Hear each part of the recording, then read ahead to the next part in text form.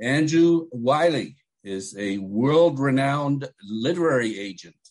His agency, with offices in London and New York, represents more than 1,400 authors living and dead, including Martin Amis, Salman Rushdie, Sally Rooney, Borges, Calvino, Auden, Bellow, Roth, Sontag, Mailer, Kundera. The list of greats goes on and on. His project, when he established the firm in 1980, was to create a business based on the books he wanted to read. Welcome, Andrew Wylie, to the Bibliophile. Thank you. It seems to me that what you set out to do was pretty easy. You met with authors, you told them they were getting ripped off, and you said that you could make them more money. Well, that's not really accurate. The point was that there was a disparity between short-term value of best-selling authors and long-term value of authors of quality. And I felt that the long-term value was being underappreciated. And we were building an agency that would more accurately appreciate the long-term value of writing that endured rather than simply the bestseller list. So there's sort of two separate issues.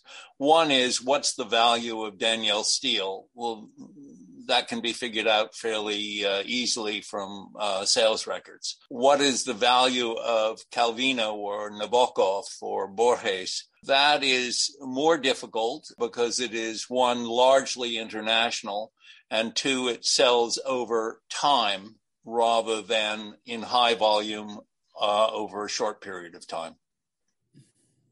It just goes to the point that publishers, the great publishers, know, and that is, you try and find great books. You try and publish great books because they're the backbone of your backlist.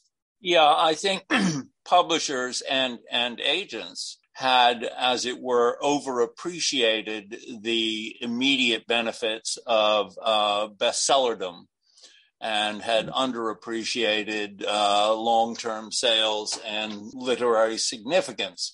So, what I thought was actually, Shakespeare is more valuable than Danielle Steel, but the way the publishing business is set up now maintains somehow that Danielle Steel is more interesting and valuable than, say, Borges or Nabokov or Calvino or Sebald. And I thought, well, that's not really correct. You didn't want to sit around reading bestsellers, which you call the bound form of daytime television. Yeah. That's very good. But I guess that's the thing. Some of the biggest sellers in their time are now, 20, 50 years later, no one's ever heard of them. Right, as it should be. And people don't keep recordings of daytime television in order to appreciate the quality of the production 10 years later. I wanted to get to how you got your clients to start with, though. It seems to me if you tell them, listen, you are not making as much money as you should, and I know of a way for you to make more money, that's very compelling to most people. What we do is we analyze the international position of a writer's work, country by country, and do a presentation that actually shows what we would do if we were representing the author. So we say, here's where you are, here's where we think you should be, and we can achieve this for you if you want us to represent your work. So it's not vague, it's very specific. Yeah. Which makes it even more exciting. Interesting, at least. Plus, what you do is you quote back their work to them at length? Well, I read a lot, so, But you must have a pretty good memory to be able to do that too, though. My memory is not as good as it used to be. I, memorized a lot of Finnegan's Wake when I was young, and the four quartets, and a lot of Yeats, but I do less of that now. If you memorizing Finnegan's Wake is a pretty quick route to insanity, if you ask me. Well, I was in a mental hospital when I memorized it, so that's an appropriate comment. Okay. How much extra revenue do you think the moniker Jackal has earned you over the years? I don't think the Jackal thing is interesting. When we take on a writer or an estate, we, because of our global reach, we're usually able to increase their revenues between 300% and 500%. Yeah, again, that's so, you establish that pretty early on, you're going to have a bunch of authors banging down your door. Well, the authors weren't banging down our doors for a long period of time. And what I saw was that the lead agency at the time, which was ICM, and the lead publisher at the time, which was Knopf, and the lead magazine at the time, The New Yorker, were all somewhat in cahoots. And I thought that writers who were at the time represented by ICM frequently felt that they were not being treated properly and appreciated properly. And so they were interested in moving to someone who valued their work more in tandem with what they thought it might be worth. I wondered about why that was, and I saw that if you consider the track of the revenue, it goes from the publisher to the agent to the author. And I thought, well, these agencies have begun to think that they're in business with the publisher because of the progress of the money. And actually, they are employed by the writer, and it should be considered as publisher and author have a relationship, and author and agent have a relationship. The agent works for the author, not for the publisher.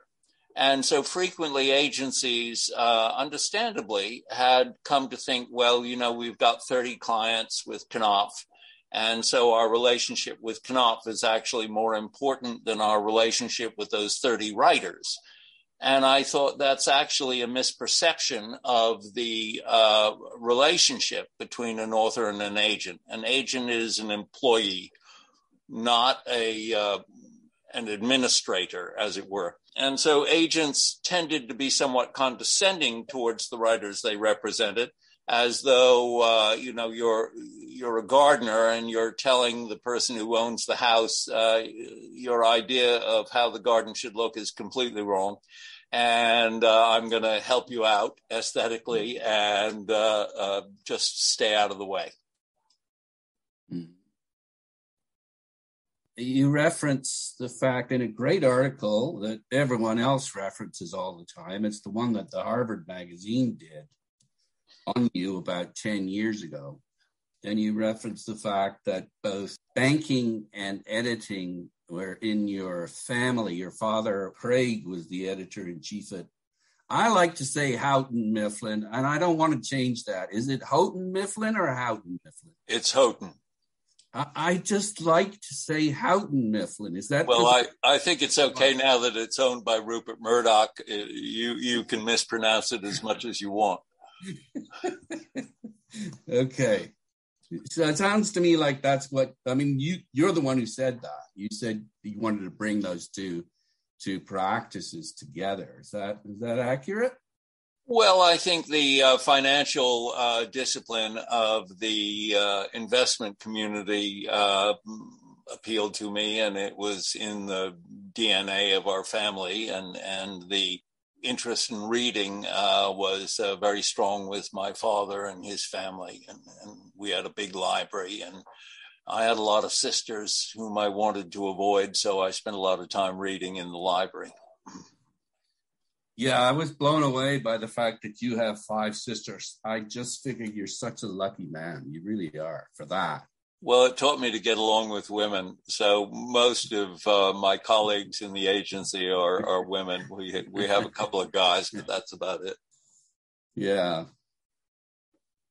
But still, being surrounded by 5 sisters, like, was it terrible or was it great? It drives you to Voltaire, I can tell you that.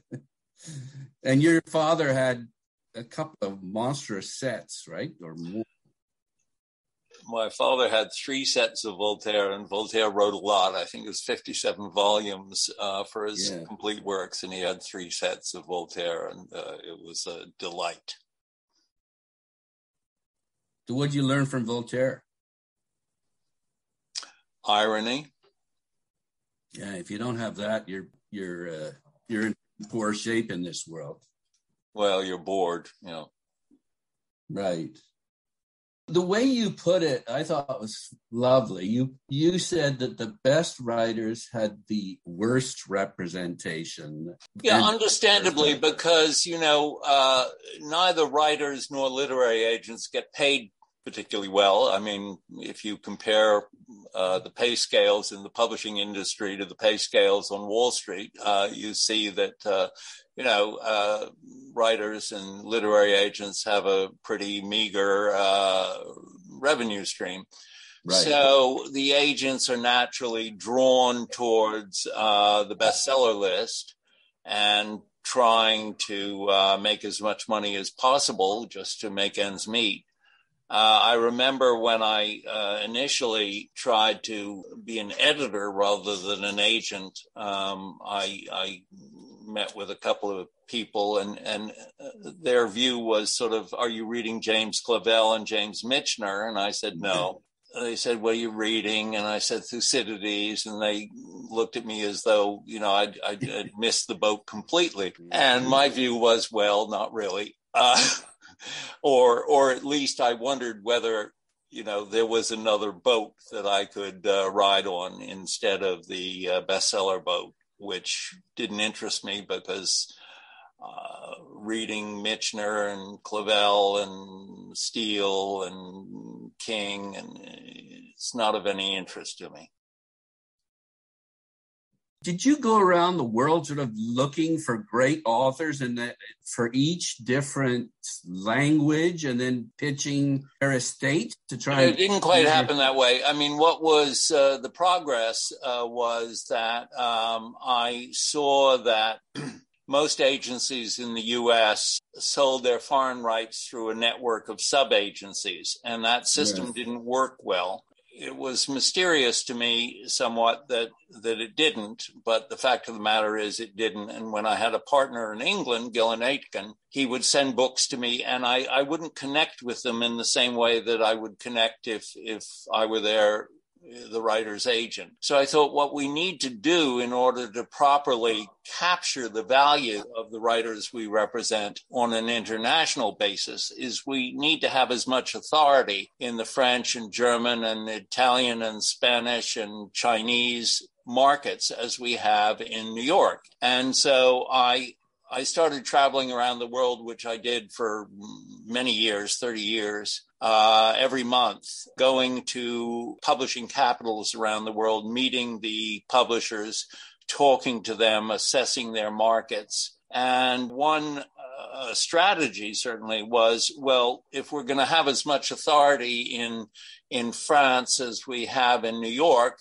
we should probably represent the Camus estate. And if we're going to have authority in Germany, we should represent Sebald. And if we're going to have authority in Italy, we should represent Calvino. And if we're going to have authority in Japan, we should represent Mishima, Kawabata, Enchi, Abe, Inoue, and Oe. And so we went about it in order to, as it were, have a position in each country which would benefit the writers we represented. So if you basically have a third party relationship with the publishers of the writers you represent, if their rights are acquired through another agency in another country, then when you show up at the door of the publishing company, they don't take you very seriously because they don't really know who you are and you haven't been negotiating with them and you don't know the practices of their industry on a local basis. Whereas if you represent Borges, you find out a lot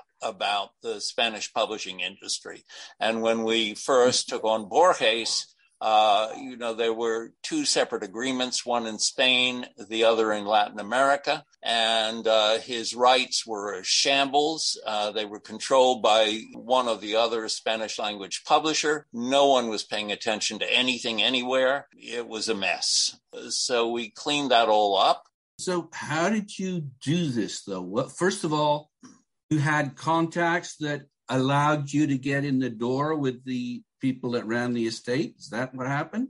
Well, with Borges, I spent a few years telling everyone I met that I wanted to represent Borges. And finally, one day, I had a phone call from the street from Maria Kodama, Borges's widow, and she asked if I would like to meet.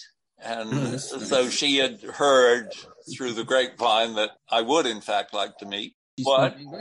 Maria Kodama? Yeah. She speaks English in the same way that a hummingbird speaks English, more or less.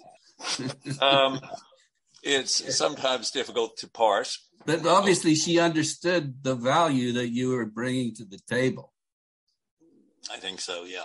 Okay. I'm just trying to get at how did you present yourself to these various estates? It was always granular. It was always, look, here's where you are in France and here's where you should be in France. And the result of a move where you should be will be increased sales and revenue and a more accurate appreciation of your work in that local market. So, with Philip Roth, by way of example, Philip had sold his foreign rights to his U.S. publisher, and it wasn't working well, and he was with the wrong publishers in many territories. He was undervalued across the world. And actually, when his reputation soared with the four great American history novels, they soared first in France, second in Italy, third in Germany, and fourth in the U.S. And people think, well, actually, Philip soared in the U.S. and the rest of the world came to the table. Not right. He soared outside and it came back into the U.S. That's fascinating. And with a writer of quality, what happens around the world should be about 50% of your revenues. And because of the system of sub-agenting, that 50% cumulative that came from the foreign markets was not being captured. And so agents were, focusing exclusively on the U.S. market or the U.K. market, or if they were French agents, on the French market, and selling rights without any proper evaluation of the value of those rights. And again, what's that evaluation? What's proper? You look at the sales track, you look at whether publisher B would pay an additional amount in order to wrest the rights away from publisher A. You look at the stability of publisher B, and you don't go just for the revenue. You look at who can market the writer properly and which house presents the better and more accurate context for the presentation of the work. So, for instance, in France, we felt that Calvino really belonged with Folio in paperback, the Galimar paperback house, rather than with the house who had published him for a long time. And kicking and screaming, we moved Calvino across. Galimar wasn't that intrigued, frankly, but they accepted our negotiating terms. And it's done extremely well. And Calvino's presence in the French market has has markedly increased since the move was made. Yeah, I mean, anytime you can get Galimar to publish something of yours, you're doing very well. Well, Galimar is a very big house now, and it's different than it was in the 80s. You know, it's a little bit perhaps too pleased with itself now. So, you know, that's a weakness. So who, if it's not Galimar, who would you go to then? Well, we like Galimar a lot and always have, and I like Antoine Galimar personally, although we've had our differences. You know, it's a beautiful house with a great history and a great context. A great garden, too. Spectacular garden. But, you know, Galimar, to my mind, there's a similarity between what we did and what happened at Galimar, which is if you're presenting a writer of quality and the context from which you're presenting it is a bunch of bestsellers, then you've got a mixed message. And if you come and say, you know, Sally Rooney is really interesting and your other clients are Danielle Steel and Stephen King, then publishers say, you know, well, do they actually know what matters or are they just making money? So, you know, I felt that if the context of the agency were such and we had writers of a really extraordinary consequence, that other young writers of consequence would want to be connected to them and related to them. So that, you know, if you represent Borges and Nabokov and Calvino and Sebald, and you say Sally Rooney matters, publishers tend to think, well, they know what matters. You know what you're doing? You're doing exactly what a great publishing house does. I mean, the great publishing house has great writers, and the younger writers aspire to being in there on their list. It's just the same thing. Yeah. That's interesting. Talking about foreign rights, how useful is Frankfurt? Frankfurt is my idea of heaven. I adore Frankfurt. It's extremely useful. How is it? It reminds me of the way I used to feel and all children feel when school is reopening in September. You know, it's you know, a little bit of dread and a lot of excitement. It's useful because you sit with the people you have been doing business with largely remotely, and you talk and you have a real exchange of ideas across a small, crowded table. You can't do that on the phone or Zoom? No, it's the same problem with working remotely. I mean, there's a different engagement if you're face-to-face with a person rather than on Zoom or on the phone. For sure. Yeah, for sure. What's the most fun you've had with your clothes on in the business? We had a lot of fun selling the Satanic verses. Okay. Pre or post fatwa? Pre. No, post took on a momentum of its own, but pre was really where the analysis that we do came into play. So Rushdie was selling Midnight's Children and Shame had been selling 200,000 or 300,000 copies in England and selling 18 or 20,000 copies in the US. And I thought, well, that doesn't make any sense because the US market is so much bigger than the UK market. And what we need to do is we need to find a publisher who appreciates the sales track in the UK and applies it to the strategy in the US. So what we need is an English language publisher with 1 foot in London and 1 foot in New York. But we don't want to undervalue the book by achieving that. So what we did was I went to London and submitted to UK publishers. And then I returned to New York and submitted to US publishers. And I took the two high prices and went to Penguin and said, here's what we want. We didn't quite get it, but we got a little bit less. But then we had a company that was engaged, that understood and could capture the UK value, and assumed correctly that the US value would be greater than the UK value, whereas it had previously been about 1/12 of the UK value. So that was interesting. I don't understand. Really? Really? I don't understand. Okay, well, if you sell 300,000 copies of a book in England, correct, and 18,000 copies in the US, yeah, there's something wrong. So, but what is something wrong? What is it? Why was it not doing well in the States, and what were they doing so well in England? What was wrong? Well, Rushdie was in England, so he was more visible and known to people in London. But right. My view was, well, the Brits have shown what can be sold of this author.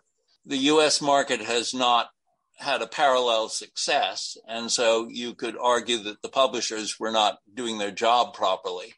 And so let's get a publisher who is engaged in business in both the UK and the US, and get them to, as it were, combine the potential sales in the UK and US and take a more robust view of what can happen in the US because of what has happened in the UK.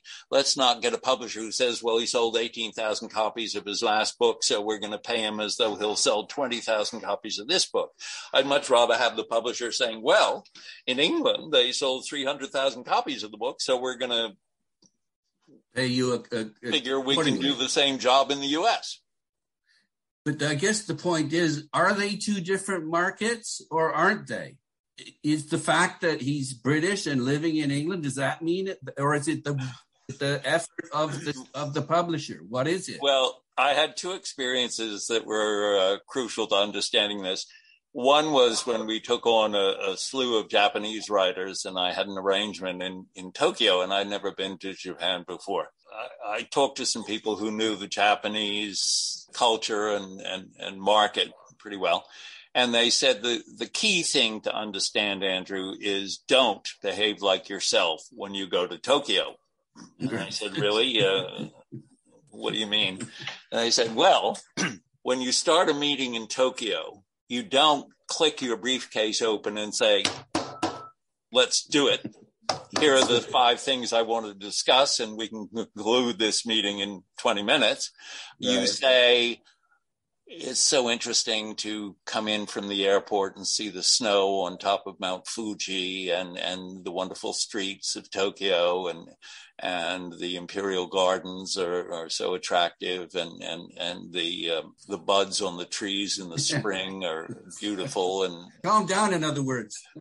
And they said, you have to do that. And then I flew, that endless flight to Tokyo, got no sleep. Went into the meeting, clicked open the briefcase and said, like that, and it worked out pretty well. So when I opened an office in London, obviously Americans are seen with a combination of dismissal and disdain by the Brits, who figure that, we don't speak English properly and we're vulgar. All you care about is money. That's what they think. So, and I remember actually talking to Jan Wenner of Rolling Stone, because Jan had tried to get an edition of Rolling Stone going in London in partnership with Mick Jagger. And what Jan told me was, well, the thing about the Brits is you can never get them to show up at the office in the morning because they don't like to come to work in the morning, and they like to leave early, and they take very long lunches. And so to a certain extent, we had to impose an American business practice in the UK. And that took a while. It took a time to motivate and identify the right colleagues in the UK. We now have, 25 people in the UK office, and everybody works very hard and very well. So what, you calling the Brits a bunch of laggards? No, I just think with the extensive history and imperial record of the country, there is a certain self-satisfaction that exists in England that does not exist in the more neurotic and striving psychology of Americans. Okay, but that still doesn't answer my question. You saw there were 300,000 sales of Midnight's Children and Shame. The two big novels before the Satanic Verses were Midnight's Children and Shame. Right. Midnight's Children and Shame had sold about 300,000 copies each in England. Correct. Prior to his writing the Satanic Verses. In the U.S. market, however, they had sold 12 or 18,000 copies. Right, so there's a great disparity between the UK and the US sales. What explains that? I think publishers failed to fully appreciate the value of what they had. So they what? They didn't put enough marketing money behind it in the States? Is that it? Well, my view was if they paid, $500,000 instead of the $20,000 they were paying, There's more of an incentive. They'd figure out how to recover their investment more rigorously than they had previously. Okay, I get it, I guess. Let's look at... We're moving on to page 2 of my 3 pages of questions here. Okay. Yes, this is interesting too. I don't know why everyone's so fired up about advances. I mean, you get the money up front. Sure, I understand that. But if it's a great book, you're going to get that money. It's just going to take a year or two or whatever. It kind of evens. And then once you've earned back your advance, why is it so important to get this money up front? Usually because the writers are making very little money and they have immediate needs, rent, gas and electric, food, socializing. And no, I know, but that's a certain size of advance, but the advances are freaking gigantic. For some people, not for others. I mean, many people writers we represent make $50,000 a year or less. Yeah, I do know that. Yeah. It's pretty hard to live in New York City on that kind of money. Yeah. What do you think about the proposed merger between Simon & Schuster and Penguin Random House? I think basically Penguin Random House is a very good corporate owner. I use the example, I introduced Luis Schwartz, who runs a Brazilian publishing company called Companhia das Letras, to John Makinson when he was the head of Penguin Random House, or at that time, Penguin. Okay. He was interested in expanding internationally, and Luis had a beautiful house and needed an infusion of financial support. Over the course of time, Penguin Random House has gained full control of Companhia, and their ownership has not changed the program that Luis outlined for his publishing house. It has rather enhanced Luis's ability to build the house in the way he wanted to build it.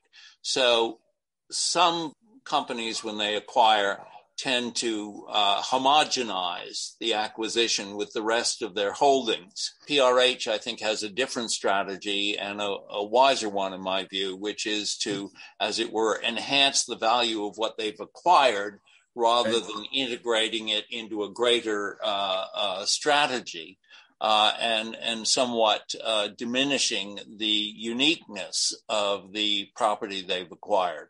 So I think that what Simon & Schuster needs is support, financial support, sales, marketing, etc., all the back office aspects of publishing. And they need an investment to support their program. Their program is strong, is good. For a long time, they've wanted support from Viacom that has been slow to come. My feeling is PRH has demonstrated with its prior acquisitions that they have this strategy of supporting what they acquire and allowing it to remain independent in strategy. And so on balance, I thought that the acquisition of Simon & Schuster by Penguin Random House would enhance the value of Simon & Schuster and let it do more of what it wanted to do and do it better. Funny, because whenever I hear that type of talk, that each one of these houses that have been conglomerated, that they have independence and editorial integrity, and they're focusing on the local. I just kind of figured, no, that's bullshit. They're just trying to maximize profit. They're not allowing for independence. Well, of course, reducing staff. They're making it more efficient. They're getting rid of people.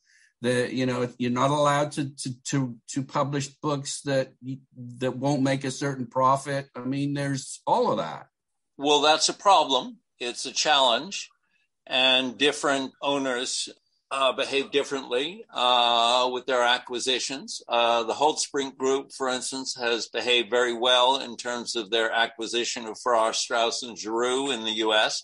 And I would say that under the Holtzbrink ownership, Farrar, Straus has continued to grow and develop on the plan Roger Straus first laid out for it. And it is more like Farrar Straus because it is owned by Holtzbrink than it would have been if it were not owned by Holtzbrink.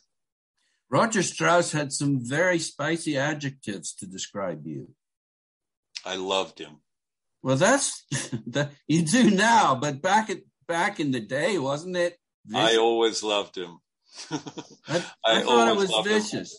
I thought it was wonderful, wonderful character, very amusing, a lot of fun to talk to. What would happen is we would have a fight, and then I would call his assistant, Peggy, and I would say, Peggy, I feel so badly about my last... Did you write fuck you very much, or did he write fuck you very much? He did. He did, okay. But what I would have to do is I would have to grovel a bit and invite Roger to lunch. And Peggy would say, not yet, Andrew, not yet. I think maybe in a couple of weeks he'll agree to have lunch with you. So then I would get him to agree to have lunch with me. I would go to his restaurant. I would pay for the lunch. I would kowtow a lot. And then I'd be forgiven. Right. It was great. Well, but what he was very pissed off that you took Susan Sontag away from him. I didn't take Susan Sontag. He was pissed off that I analyzed the value of Susan's work and took back the foreign rights. Okay. He was pissed off about Philip Roth.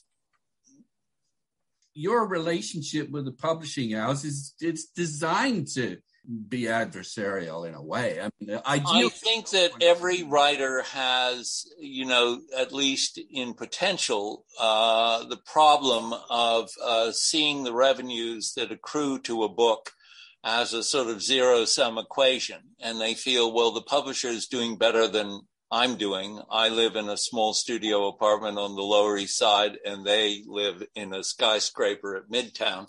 And so it's not fair. I want a skyscraper at Midtown to live in and let them operate out of my studio apartment on the Lower East Side. So there's a kind of zero-sum issue that arises. And, I remember when we were dealing with William Maxwell for the first time. Yeah, you did a nice job for him. Yeah. I've always been paid $10,000, Andrew, and I don't want to be paid more. And I said, look, Bill, I get it. I come from New England. I know this philosophy. But the fact of the matter is, if they pay you $20,000, they'll do more for your work than if they pay you 10. And so he finally agreed to allow me to charge Knopf more than $10,000 for his work. And it was a struggle and an ordeal, but my view was Maxwell's work is spectacularly interesting, and it's worth more than he's being paid. So, what I'm getting here is the bigger the advance, the harder the publishing house works for you. That's the main thing. Well, that's just basic economics. If they pay $1 million, presumably they will struggle a bit harder to recover their investment than if they pay $10,000. Right. But and again, though, it's in the end, the author will get roughly the same amount. It's just you're putting it up front. There's more of a risk. You're scaring them more. Now you sound like Deborah Rogers. I used to have this discussion with her. She's like, I like it when my authors recover their advances and earn royalties. And I said, Deb, it's a cost of money issue. I mean, either the publisher is sitting on the money or the author is sitting on the money.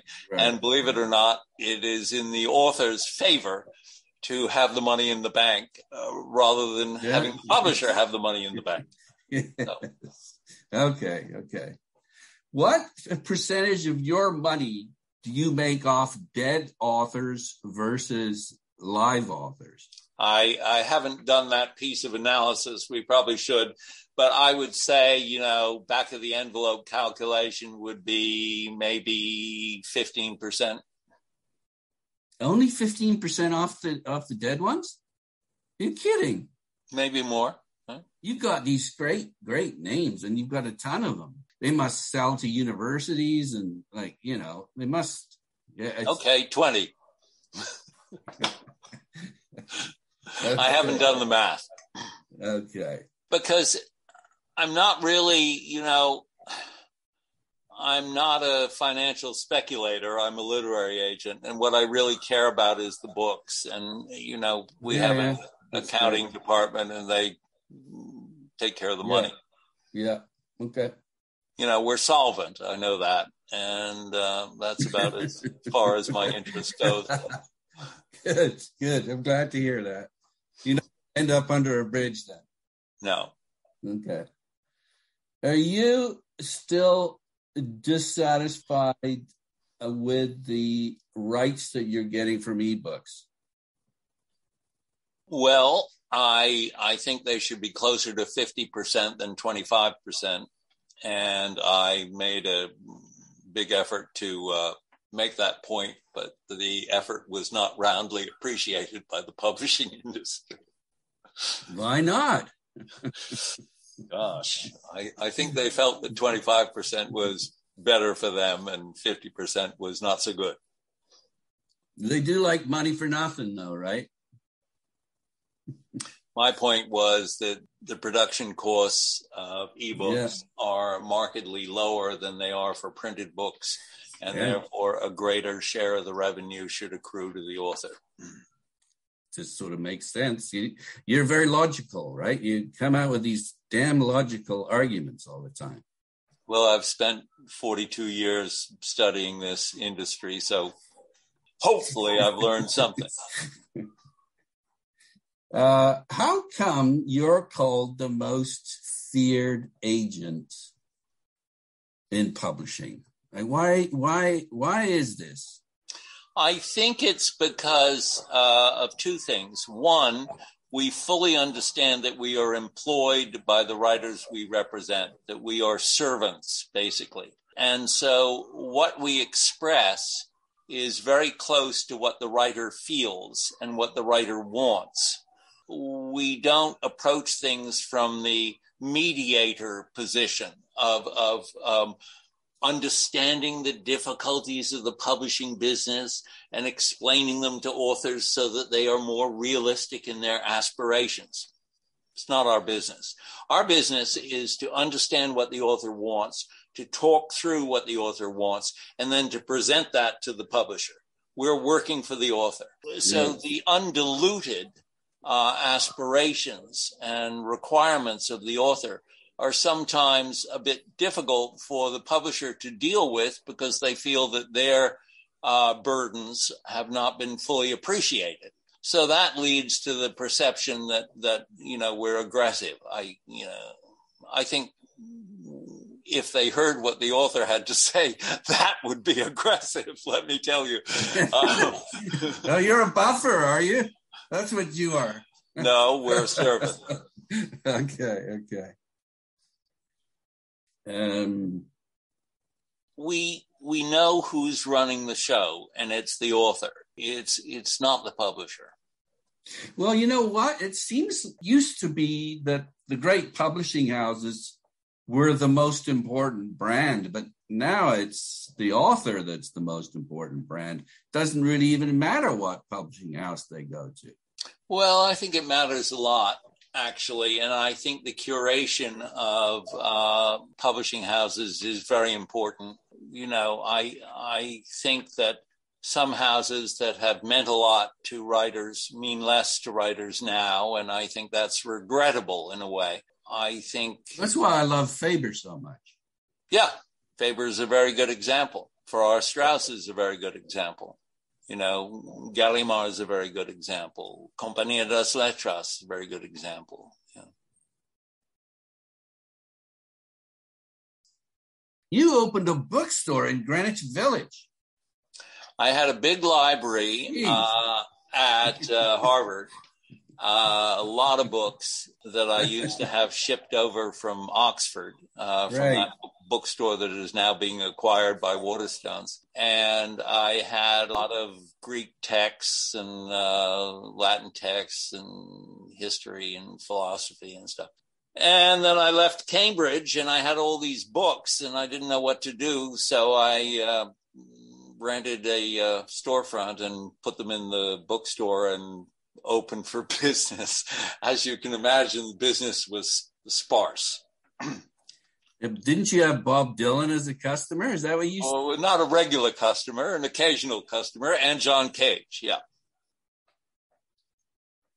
One of your first customers with the agency was I.F. Stone, and he was important to my father, who set up his own newsletter years ago. Really? Yeah, so I Lovely. thought, yeah, I love that. And of course, you set to work on him by quoting him Greek.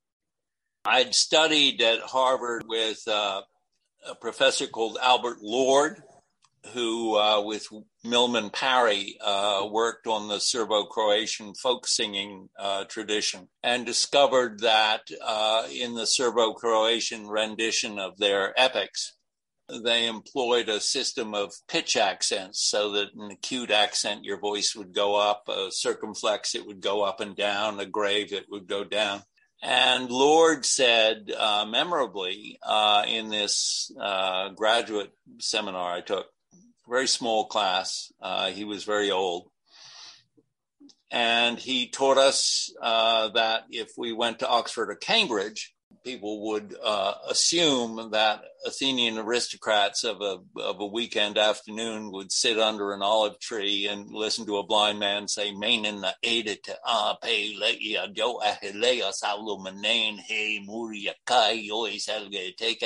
he said, as you can imagine, this is not proper accompaniment for a solid lamb sandwich. And they weren't hearing that. What they were hearing was pitch accented, as we see in the Serbo-Croatian singers. And so it would have sounded more like, and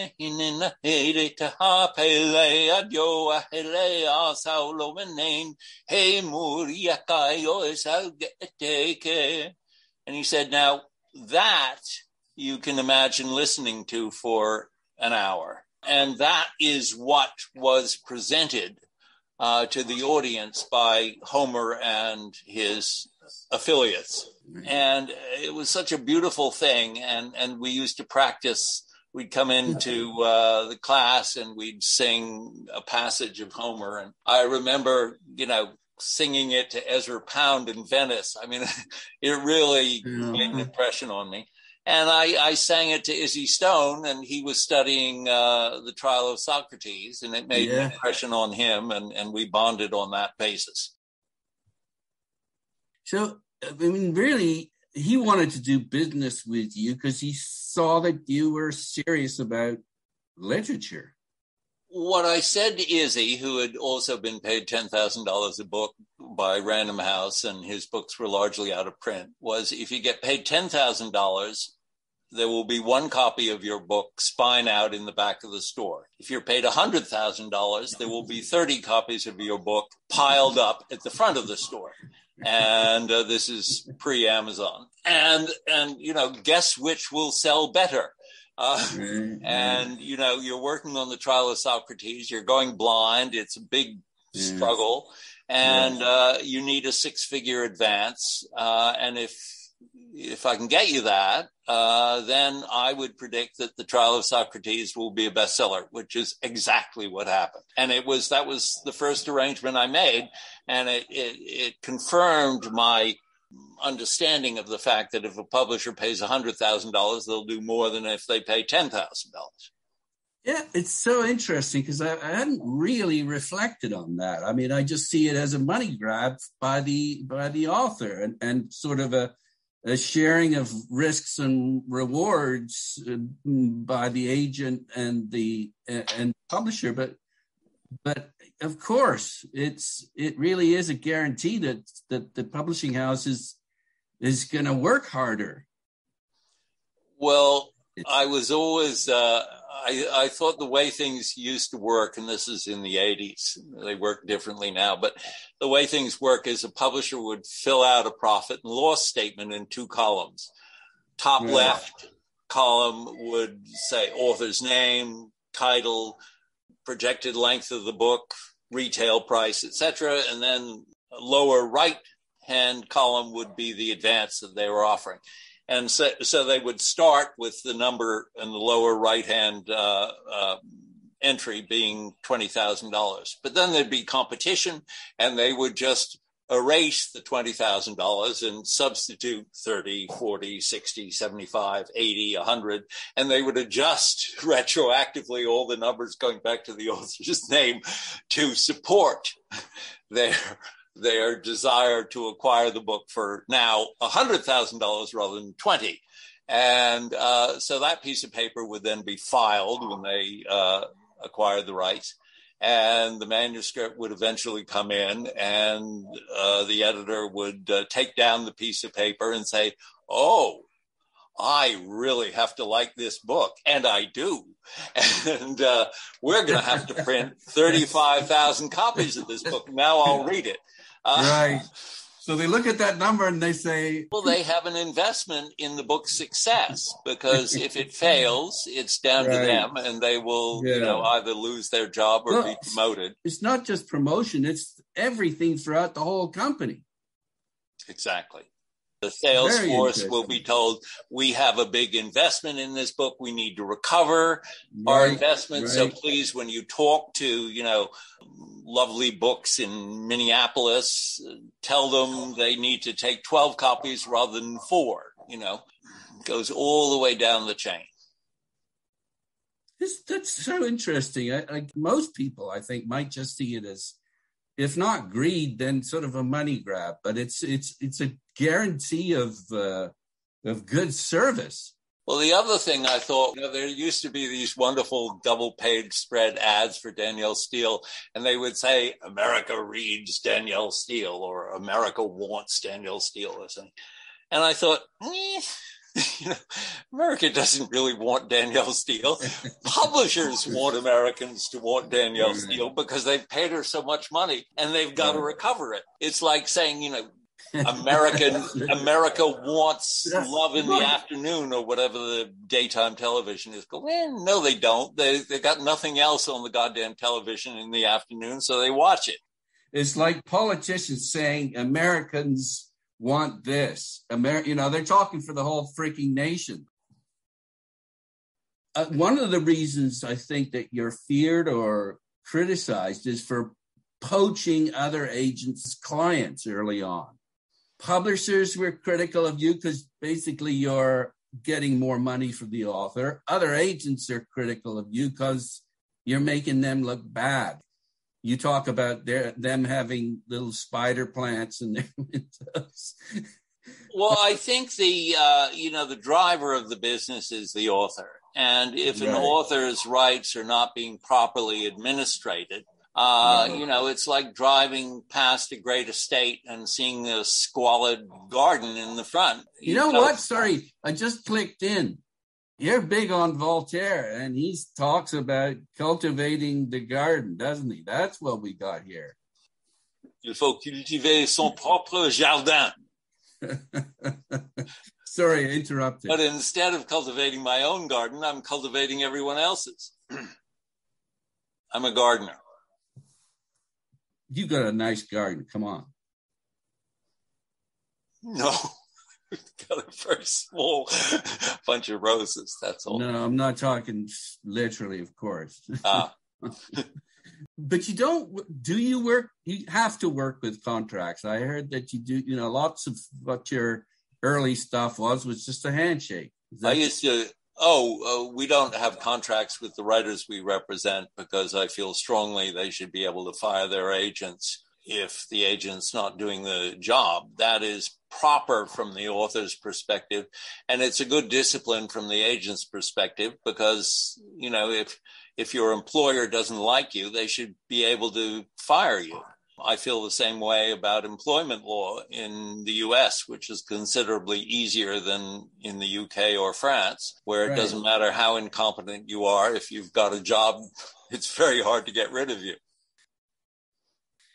It was odd. You were quoted as saying that you don't have a personality of your own. You take on your author's identities.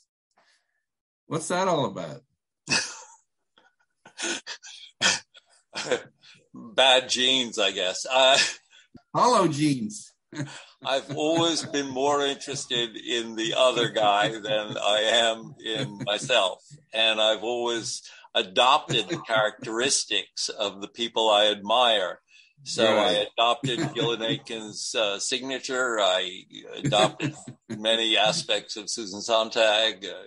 I just, in the same way that I'd rather be reading a good book than I would be taking a walk and whistling.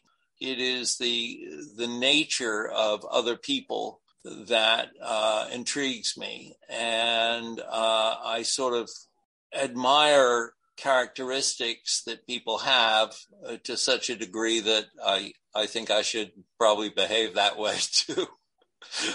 And that runs from my signature to everything else. It's just I'm like a compilation of other people's attributes.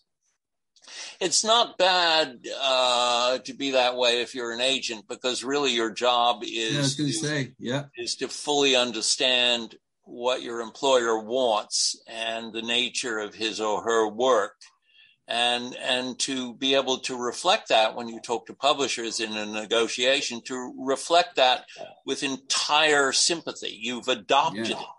Yeah. So, I mentioned that after I would have dinner with Susan Sontag and we left the restaurant, you wouldn't know which of the two people walking out of the restaurant was Susan Sontag. I don't know if I believe that. That's no way. I was speaking figuratively. Okay. Touché. Yeah, I mean, you have to persuasively describe an author with admiration. I mean, that's what. Well, you have to believe it. You can't fake it. Yeah. And my view was, surely these people representing Danielle Steel can't actually believe this work has any value. It is transparently valuable. Yeah, I know. But the thing is, it sells so freaking much. Yeah, and Donald Trump has a lot of supporters too. Yeah, okay. Yeah. That just is a sad reflection of something. What about Andy Warhol, his influence on you? It was very strong. I'd had a very traditional education. And when I came to New York, I finally got around to meeting Warhol, and he took that education and turned it absolutely upside down and right side front. He just, everything that I believed in, he as it were, showed the mirror image of that. And it was a sort of Zen-like education that he conveyed in conversation. I was just both frightened and amazed by the brilliance of his way of looking at the world. I just don't get Warhol. I think he was kind of like, I know he was very intelligent thinker, and he came up with some amazing concepts. But I just think his persona was so fatuous, and it just bothered the hell out of me. Now, I did talk about this with Blake Gotnik, who wrote the biography. What did you? I still don't get what you got. You flipped your education, like what? He was very funny. First of all, okay, that's good. He was very Zen-like. I mean, if you look at the history of his factory, it reminded me very much of a book called Zen and the Art of Archery. I know that, yeah. That looked at the effect of a teacher on his students in Japan. Right. And what would happen... Aren't you the arrow? You're the arrow, right? Aren't you? Or I can't remember. I'm the bystander. What would happen with these students is under the curation of the Zen master, they would feel more intelligent, they would receive their education, they would feel good, and then the master would send them out into the field, at which point they would wither and die. And what you'd see with the kids at the factory was that while they were in the factory and in Andy's films and stuff like that, they would feel very special, and they would fly around to Italy and hobnob with Carlo Ponti and Mastroianni and others. And then they'd come back to New York, and he would move on in his work and leave them aside, and they would realize that actually they were uneducated children who had no gifts.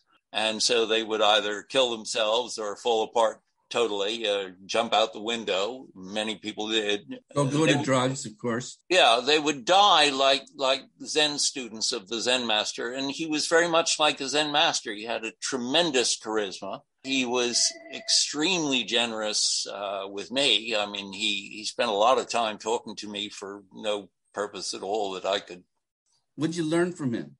Well, I asked him what his favorite painting was. And he said he didn't like paintings because they occupied space. So his favorite painting was A Hole in the Wall. And okay, you can dismiss that. But then if you think about it, a hole in the wall is a moving picture, because you see through the hole in the wall to another space, and that changes and people come and go on it.